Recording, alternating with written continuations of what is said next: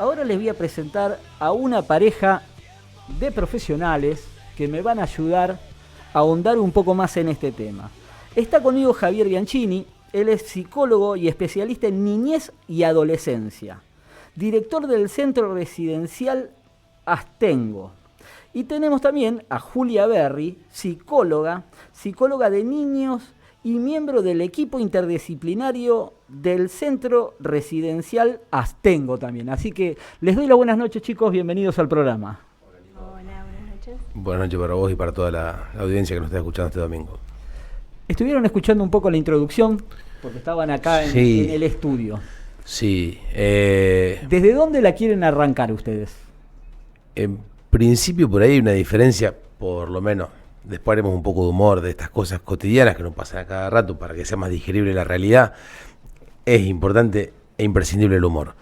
Ahora hablando un poquito en serio, te escuché hablar respecto de las adicciones y eso tiene un poco más que ver con el goce que nombra el psicoanálisis o la psicología, que es distinto al placer. Ponele que un Freud divide entre pulsión de vida y pulsión de muerte. Bueno, el goce está más de ese lado de la muerte, ¿no es cierto? El goce no es placer. Todo lo contrario, el goce es muerte, es lo más mortífero que tenemos. Y lo más inconsciente también. No tengo mucha noción de eso. Se trabaja un poco, se doma un poco. Comer 3 canelones me gusta, ¿y por qué me como 6? Si sé que me hace mal. Eso que yo me hago mal solo, sé que estoy seco y me compro 3 buzos. No sé, 1000 ejemplos de eso. Y las adicciones van muy de ese lado. Tiene mucho que ver con el goce, quiere decir... Y no con el placer. No, a nadie le causa placer su adicción. Ningún adicto, ni el timbero, ni el fumador, ni el que tiene problema de obesidad, ni el fumador, ni el... Nadie tiene un placer. Placer más placer es displacer. Claro. Vos querés un caramelo, lo disfrutás, 10 caramelos te hace mal la panza. Por más placer, te come otro lagarto, por más placer, te fuma otro, por más placer, te comes otra media luna, por más placer, jugás otra ficha en la ruleta, por más placer, volvés a tu casa y no podés dormir. Claro, yo hacía referencia al placer momentáneo, es decir, prendí el pucho. El placer momentáneo es el de ir en contra mío. Atentar contra mí. Claro, ese es el placer momentáneo. Ya sabe que te va a hacer mal. Ah, sí, por supuesto. Ya sabe que te va a dar culpa. Ya sabe que no te la banca. Ya lo sabe, ya pasó todas las noches dejaste de fumar y todas las mañanas volviste a fumar. Claro, y sí. Todos los mediodías dijiste que salame, la pucha. Al pedo. Y a veces siendo un poco más autolesivo, ¿no? Porque hago esto, ¿no ves que yo... Y uno termina medio un bajón a veces, por eso que... Pero por supuesto, porque aparte se decepciona a sí mismo al sentirse débil ante cualquier circunstancia. Y todavía el cigarrillo es una de las adicciones, por ahí socialmente aceptada, que no tiene tantas consecuencias. Hay otras adicciones en las cuales, tras la recaída, la sensación de culpa, el malestar de la persona... la pasa realmente mal. Conocemos amigos que tengan otro tipo de adicciones, sea con drogas más duras, o sea con el juego, o sea con trastornos alimenticios, y en esas cosas se la pasa muy feo, yendo en contra de uno. Y ahí está un poco el chiste, ¿por qué no puedo parar de ir en esa dirección del goce si yo sé que abstenerme me da placer?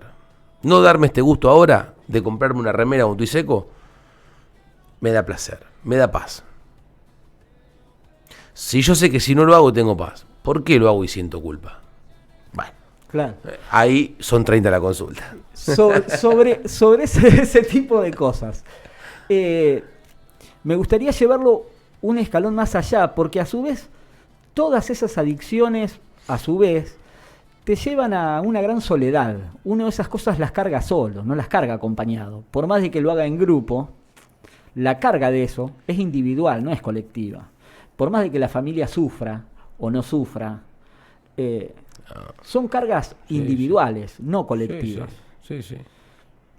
Y hoy, casi todo lo que se hace se hace desde esa perspectiva individual. Pero mi pareja me apoya, me acompaña en todo y cuando yo estoy mal me apuntala, Pero ¿por qué a mí me duele ser despedido del trabajo?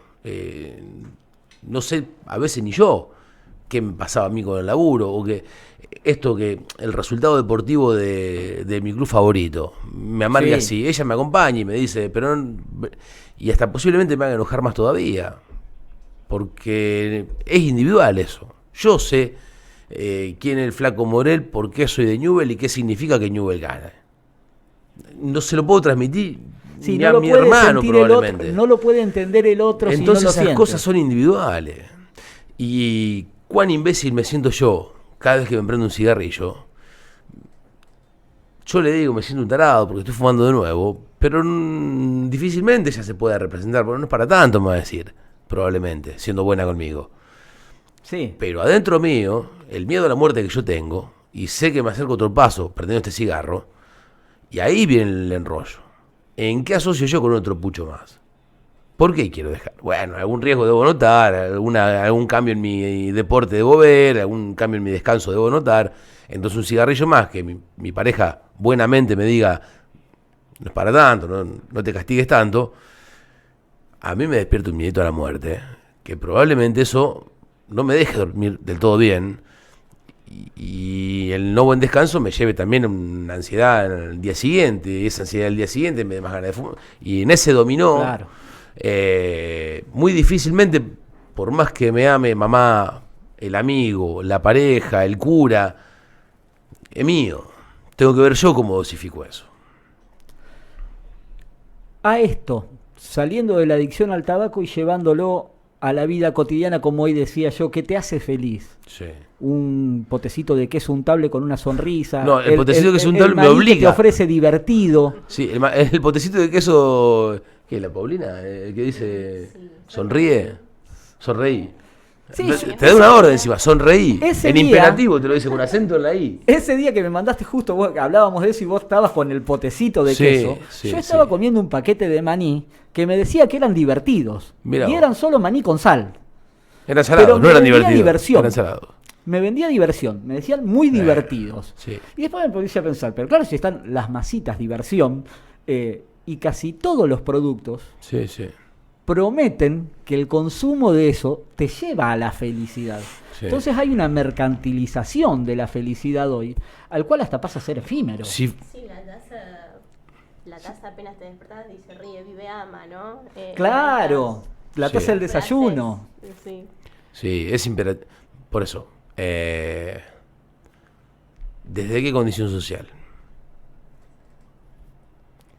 Sí, es que la condición social no importa en este caso. Porque, Sí importa. Y vos decís, si no puedo comprar el queso, sí soy. Me acuerdo soy de más Emil triste. Durkheim, un sociólogo, escribe un texto muy interesante sobre el suicidio. El nombre se llama El suicidio. En una de sus partes dice que la pobreza protege contra el suicidio. Podemos ver la crisis económica de Francia, la cantidad de suicidios que hubo fueron de clase alta. Podemos ver en el 2001 acá, Sí. quien se suicidaba era quien perdía el departamento. Claro. Podemos ver en la pandemia, quien se suicidaba era quien tenía que cerrar su bar.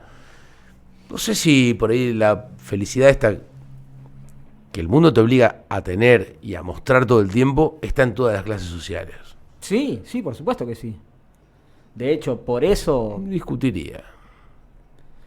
lo que yo creo que Algunos son menos exigentes. cuanto menos material supiste tener, más sencilla es tu estado de felicidad. Entonces, lo imposible que se presenta hoy, yendo un poco a Bauman, Modernidad Líquida, si quieren leer un texto de sociología interesantísimo, tiene que ver un poco con que antes las ambiciones de mi viejo era simplemente ir a la fábrica, volver, descansar, tener una casa, cuanto mucho, ir hasta Carlos Paz un verano. Esas eran sus ambiciones. Hoy, yo que soy amigo de Messi, que conozco la casa de Messi, el patio de Messi, al perro de Messi, a los chicos de Messi, yo ambiciono eso. Esa ambición ilimitada, bastante por fuera de las Bastante posibilidades. irreal también. Sí, pero no. Porque Messi es uno. ¿Y si yo pego una canción y elegante? ¿Y si yo pego con un tema? ¿Y si la pego con la apuesta deportiva? ¿Y si la pego? Eso es un serio problema. ¿Y si viene, dijo mi amigo? Si venía pagaba todo yo. Es que lo que pasa es que eso Entonces, está diseñado precisamente para que a la mayoría no le venga. Esto que tenemos ahora, este hombre consumidor de hoy, dice Bauman, a diferencia del hombre productor, de fábrica, de ayer, probablemente nuestro viejo, a lo mejor nuestro abuelo, si es muy joven quien nos escucha. La analogía, nosotros cuando éramos jóvenes, el propósito era conseguir un trabajo. Bueno, no era ser y Maradona. En ese trabajo estaba mal irse, había que como durar muchos años, ¿no? Había que cumplir, claro. Y probablemente eso era sinónimo de responsabilidad. Se jubilaba en el trabajo. Sí, acumulabas las personas no tenían más de 1 o 2 trabajos. Era un trabajo, conseguirte tu trabajo que te permita mantener tu familia. Entonces, en ese contexto y en esa época, podemos decir que era más fácil ser feliz. Porque había un mandato social que era, cuanto mucho, cambiar el Renault 12 por el Duna. Y a Carlos Paz, la tenía atada, Villa Gesell. Sí. Hoy, construir tu casa. Todo el mundo quiere unas vacaciones de arena blanca, todo el mundo quiere un auto deportivo, todo el mundo quiere el teléfono con manzana, todo el mundo quiere el termo que usted tiene. De la radio acá. Claro. Entonces... Es malo, ¿eh? Dura muy poco el agua caliente, ¿eh? Entonces, Trucho. Entonces, en esas cosas por ahí radica un poco, ¿no? ¿En qué estoy dispuesto a ambicionar? Y en qué estoy dispuesto a hacer al respecto también. Ustedes que son especialistas en niños, yo como padre me preocupa mucho. Sí. Dedíquele tiempo, fin. Sí, no, de eso estoy tranquilo. Tiempo ocioso. Sí, jugar. Pero nosotros mismos incentivamos a nuestros hijos a un entretenimiento constante. Perpetuo. Sí, que no se aburran. Bueno, yo tendré trabajo entonces. Sí, demasiado. Yo podré cambiar mi vehículo. ¿Vas a poder cambiar el Duna? Y en la medida en que los padres no se sienten al pedo, a sentarse, a escuchar, a mirar un punto fijo, a mirar el fuego, a tener tiempo ocioso, que esté tan mal visto, y el padre esté con la computadora diciendo enseguida voy, y sigue con la computadora produciendo, el chico necesita tiempo ocioso. El niño necesita tiempo ocioso. Que no es entretenimiento constante. No. No, es estímulo constante tampoco. Ahí está. El aburrirse en conjunto, por ejemplo, ¿no? Claro, aburrirnos juntos. Y un tiempo lúdico entre los dos. Algo surge. Claro.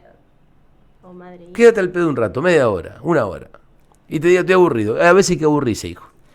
Frase que digo muchas veces al día. A veces hay que aburrirse. Muchas veces al día. Es que el mundo después te pone la mano en el pecho.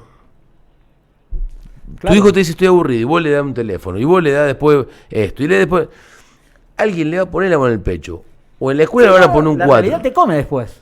Pero vos vas a hacer que encima todos sus exámenes, vos vas a hacer que el chico que le gusta siempre le diga que sí, vos vas a hacer que el patrón la tome a ella y no al otro currículum, vos vas a hacer que el mundo le diga siempre que sí. Claro. ¿Hasta cuándo vas a estar vos? En algún tiro el mundo te pone la mano en el pecho. Sí, y más que nada cuando te alejas de tus padres. Entonces esto que dice el progreso de la vida te lleva a eso. Esto que dice Juli, ese tiempo lúdico, ese tiempo ocioso compartido, ese aburrimiento compartido, un grande entre los grandes. Lleva a eso, enseña un poco a eso después, a esperar y mandar un currículum a otro lado a ver si nos toman, ¿no? Y pasando a los padres de esos chicos. Sí. Superexposición social a través de las redes. Sí. Poca relación interpersonal, sino diseñada para hacer a través de mensajes escritos o audios de voz. Necesidad de tranquilidad constante. Pretender la tranquilidad hasta sin preguntarse cómo la conseguimos. Esa dinámica, ¿cómo se rompe? ¿Iba a decir algo? Hay momentos que no se puede estar tranquilo y no hay que estar tranquilo. Yo antes de venir acá no estaba tranquilo. tenía pensado hacer algunas cosas, tenía miedo de tartamudear, a que me pregunten algo que me agarre sin respuesta. Antes de ir a rendir un examen yo no estaba tranquilo. Antes del primer día de trabajo en esta nueva actividad que tengo, hay lugares donde no se puede estar tranquilo. No se puede disfrutar. No se debe tampoco. Y no. Entonces, si la vieja está enferma, yo no voy a estar tranquilo. Si mi pareja hasta que no me avisa llegué, yo no estoy tranquilo. Si me entero que pasó algo, entonces no se puede estar tranquilo perpetuamente. Hay su ida y vuelta y hay que bancársela. Después, si a vos te hace mal fumar, bueno sería que puedas hacer un laburo y aguantarte. Que no tome el trabajo. Claro, ¿no? Tomarse algunos trabajos, de no ir tan en contra de uno mismo. Pero después hay una situación país, una economía y un mundo actual que de la moral heroica, si eres valiente, vale la pena, a la moral hippie, de paz y amor, a la del sálvese quien pueda, de los 90, y al matar de al lado, con tal de llegar a lo que vos querías, que hace un humor, claro. Hace una intranquilidad, en donde yo no confío ni en mi par, hoy. Yo no confío en mi vecino, que si quiere tener una moto no se lleva la mía. Si hoy está bien eso, hoy está bien, si vos querés una moto, le robes la moto al vecino. Del sálvese quien puede de los 90, que llevaba un egoísmo, hoy hay una cosa un poco más salvaje. Sí, ya. Pisalo, matalo. Pisale la cabeza al vecino. Pero conseguí el éxito vos. Entonces, es un poco difícil estar tranquilo. La tranquilidad se encuentra en lo colectivo. Creo que un militante político... ¿Qué estimula eso? ¿Qué cosa? Ese comportamiento. ¿Cuál? El comportamiento del pisarle la cabeza al vecino para conseguir la moto. Tu presidente. No sé. Creo que algunos discursos políticos por ahí lo probaron un poco más, otro un poco menos. Pero creo que es algo que se viene desde los 90, no me refiero, hice un chiste, ¿no? Pero no es que venga desde hoy ni desde hace 2 años, ¿no? No, es parte de la condición humana eso. El tema está en cuando se incentiva, parecería ser que así debe ser. Ciertos lugares se promueve, sí. Y el mercado también lo promueve. Al mercado le sirve la lucha entre hermanos. Que para venderte el quesito y que te haga sonreír, tiene que conseguir que vos te sientas ofendido con el resto y solo. Si vos sos un poco infeliz, sos más propenso a comprar iPhone. Claro. Si vos sos un poco infeliz, sos más propenso a comprar Stanley. Si a vos te va bien con tu pareja, si vos trabajás, el trabajo más o menos te gusta, y podés esperar un tiempo más. Me siento en ese lugar hoy. Y bueno, si algunas cosas un poco se te dieron, vos querías jugar al fútbol, pudiste, compartir cancha con Tute, y capaz que te sientes un poco a esperar y no te importa, lo querés, pero tenés otra paciencia para esperarlo. A que si no se te da con el vínculo afectivo, a que si no se te da con el trabajo, el lugar que te sentirías cómodo. Hay veces que la infelicidad es motor de consumo. Entonces, casi siempre te diría, porque bueno, uno considera que en la compra encuentra felicidad. Las aplicaciones de citas justamente son para el desencuentro. Claro. Tinder, Happen, etcétera, ¿no?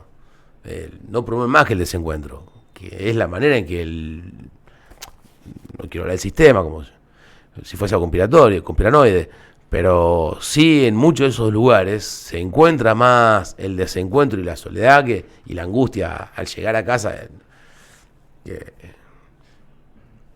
que en un comité, en una básica, que pasan cosas menos ruidosas, pero uno se siente más acompañado y el militante me parece que tiene otro refugio contra eso. Tiene una red. Pero ahí cuando se cae del último piso, una red lo ataja un poco al militante. Bueno, es que el militante ya de entrada empieza a mirarse como parte de un colectivo, a diferencia del sujeto que está encerrado, solo, y se cree que el problema es solo de él. Yo por eso planteé al principio que mi problema seguramente lo atraviesan muchos con distintas cosas y desde distintos lugares. Lo encaramos por el cigarrillo porque es mi problema. Pero a todos desde algún lugar les pasa eso. Para ir cerrando esta parte, chicos, porque le tenemos que dar lugar a los que siguen, me interesaría que los dos nos den la receta de qué hacer para no padecer estas cosas. Por favor, la dama primero. No, iba a decir algo muy... Pero no sé si hay una receta. Bueno, algo que hablábamos es que el padecimiento, el malestar es inherente a la condición del ser humano, entonces bueno... Son sentimientos que hay que atravesarlos sí o sí, porque aparte ayudan a la felicidad posterior. Cuando sufriste para hacer algo, es mayor la recompensa cuando lo lograste. Puede ser, sí. Sí, es difícil que te vaya bien en el trabajo, con tu pareja, con tu familia, que no te choquen el perro en esa semana, que la abuela no se caiga y que el equipo favorito tuyo gane. Por 3-0 y jugando bien. Qué lindo. Y que no te duele la muela, y no te engripe y el sol no te haga mal, y el aire acondicionado con el calor no te levanta un poco. ¿Qué sé yo? ¿Cómo hace para...? Es muy difícil. Arrancando digamos, por aceptar... El malestar, y claro, el malestar en algún tiro lo va a sentir y te va a tocar, entonces puede ahí ver cómo, en qué te apoyás o cómo haces para sobrellevarlo, es muy digno. La felicidad que nos exige el pote de queso crema de 7 de la mañana hasta que te vas a dormir no le va a pasar a nadie. Y si yo me siento un perdedor o fracasado... Que comer 15 quesos por día porque tengo que mirar. Efímero. Claro, si yo me siento un fracasado por no ser feliz todo el día, me comí un verso. Y por ahí consumir tantas redes sociales hace que uno se come el verso y yéndole más o menos bien se siente un perdedor, ¿no? No es la vida real, Eso creo que... Sí, es la vida real, es la vida real. Pequeño fragmento. Vos en la vida real te pones a mirar Instagram y te angustiás. Y para sentirte bien te va a comprar un teléfono, un iPhone. Como todos con los buenos filtros para iPhone. salir más lindo. Claro. No sé, buscar algo que te haga bien. Y muchas veces tiene que ver con el consumo. Sea de una pilcha, sea de algún objeto para la casa decorar, sea una media luna o sea un pucho, ¿no? Claro. Pero hay distintas maneras de ir a buscar. Me siento mal, un poco raro, quiero cortar esto y me voy a buscar algo. Me obligás a repreguntarte cuando me decís eso. Sí. Porque no estamos resultando en un facilismo donde es escaparse a buscar el buzo y no afrontar aquello que me hace infeliz. Bueno, eso hablábamos justo con Juli antes de venir, de cómo las angustias son madre de interesantes reflexiones. Y la gente le escapa a la angustia. Y vienen al psicólogo y con lo único que trabaja el psicólogo es la angustia. Lo único que hace el psicólogo es tratar de angustiarte, porque de ahí usted podrá decir más o menos alguna verdad. ¿De qué se trata? Claro. Y pero si me viene a contar las ganadas, ¿qué viene? Me tiene que contar la perdida. Y ahí se angustia. Y de ahí tendrá que pensar algo y armar algo. Pero no trabajo con otra cosa más que con la angustia. ¿Usted paga para angustiarse? Sí. Claro, sí, yo hice eso. Porque claro, porque desde ahí también alguna cosita de la verdad surge para usted, para saber más o menos cómo hacer en esos ratos.